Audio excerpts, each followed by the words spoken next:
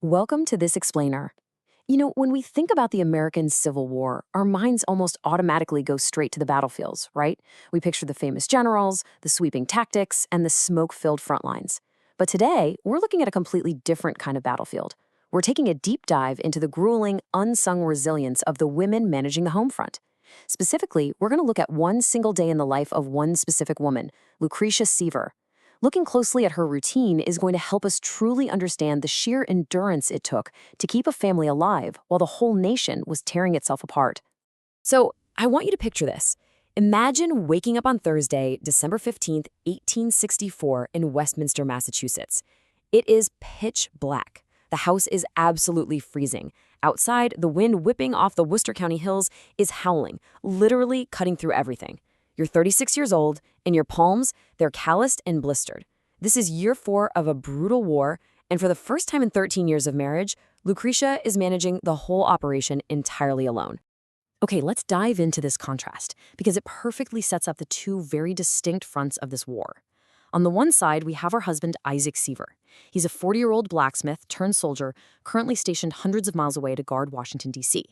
And on the other side, we have Lucretia. She's a 36-year-old woman left to manage a household of 6 entirely by herself right in the dead of a New England winter. This massive, off-grid survival burden has just been placed squarely on her shoulders.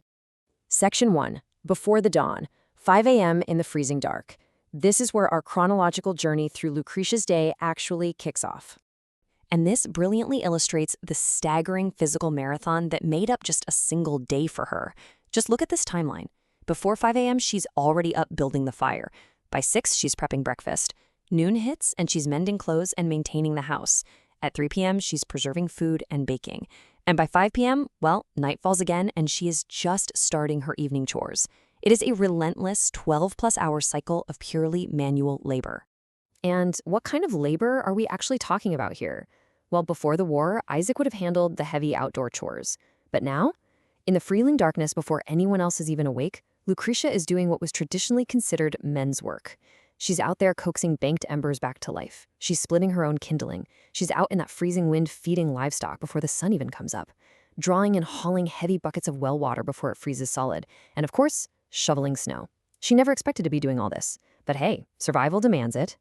Now, what's really interesting about this slide is the sheer scale of management required once she actually gets back inside. Because Lucretia isn't just surviving, she is actively raising 5 kids alone. You've got Juliet at 17, who's her steadiest help, Frank and Benjamin, 12 and 10, heading off to the district school, and then Elizabeth, 5, and Ellen, just 3 years old. They require constant, unbroken attention, especially on a freezing morning when, let's be honest, nobody wants to leave their warm bed. Section 2. Morning chores and school. The 6 a.m. shift. As the house wakes up, the rush begins. So breakfast is pretty simple, but it tells a much larger story about the macro reality of wartime inflation. They're eating cornmeal mush, yesterday's baked bread, and maybe some molasses if they have any to spare. And look at the coffee, it's stretched with chicory. As this war dragged on, prices for basic goods just climbed and climbed. Families all across the North were forced to heavily ration, stretch what they had, or simply go without. Literally every single meal was a tight calculation of resources. And as the boys head off to school with a bit of bread and cheese in their satchels, Juliet stays behind. You see, the war deeply impacted the kids left at home, effectively fast-tracking their adulthood. For 17-year-old Juliet, her domestic education accelerated rapidly. She essentially became Lucretia's crucial co-manager, helping with the toddlers and taking on major household responsibilities that normally would have waited years. Section 3.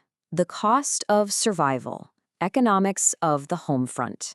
As the day moves into the midday hours, our focus shifts just a bit. So the crucial point is this number right here. $198.66. While Lucretia sits by the window mending clothes, and by the way, she's doing it by the window specifically to save precious candles, money is constantly on her mind. This was Isaac's enlistment bounty from August, and it was pretty much the primary financial cushion keeping a family of 6 alive through a really harsh Massachusetts winter. Just think about the economic terror of losing your primary breadwinner. Isaac's blacksmith shop sits completely quiet right now, meaning there is zero business income coming in. Meanwhile, the prices for absolute survival necessities like firewood and flour are heavily inflated. Lucretia is entirely dependent on that bounty, the town's allotment system, and Isaac's soldiers' pay, which, by the way, arrives super irregularly through the mail. She really has to count every single penny. And where is Isaac during all this? He's in the 4th Massachusetts Heavy Artillery, stationed in the defenses of Washington. Now, he wasn't exactly in the thick of battlefield combat, which I'm sure eased some of Lucretia's anxiety, but he was living in the ring of forts protecting the capital. And that meant Lucretia still carried this immense psychological weight of knowing he was constantly exposed to camp diseases, military accidents, and just the daily uncertainty of where his regiment might be ordered next. Section 4. Afternoon Labors and News, the Fading Light. You have to remember, the days in December are incredibly short. Let's move to the afternoon routine and see how this builds our understanding of how information actually flowed to the home front. By early afternoon, the boys are back from school and immediately taking on heavy chores, like splitting wood. Meanwhile, Lucretia might be salting meat or baking, and while she's running errands, she gets her news. Dispatches from the front lines get printed in the local Westminster paper, and then the whole town analyzes every single word down at the general store and the post office. And in mid-December 1864, the news reaching Westminster was massive. Word was spreading of General Sherman's march to the sea and the impending fall of Savannah. Even though she's caught in this isolated, exhausting daily grind, this macro-level historical event injects a really critical glimmer of hope into Lucretia's life. It's a signal that the end of the war might actually be in sight. Section 5. The Long Evening Watch. Full dark by 5 p.m. At that latitude in December, guys, it is pitch black by 5 p.m. The entire family is forced to huddle together in the kitchen because it's literally the only warm room in the house. They use their candles and whale oil lamps incredibly sparingly. It's a quiet, intimate time. The kids do their lessons, Lucretia mends clothes by the firelight, and maybe she reads aloud from the Bible or from one of Isaac's delayed letters. Finally, she banks the fire, just hoping it holds through the freezing night, before trying to catch a few hours of rest herself. Her reality is perhaps best captured by this simple truth. Quote, "For Lucretia, December 1864 was a season of waiting, for letters, for spring, for the war's end, and for her husband's safe return. That was her battle, a battle of immense psychological endurance and physical holding action, just keeping the family alive through a seemingly endless winter of waiting. But there is a payoff to her incredible endurance. Fast forward a few months to June 1865. The war is over. The Union is preserved.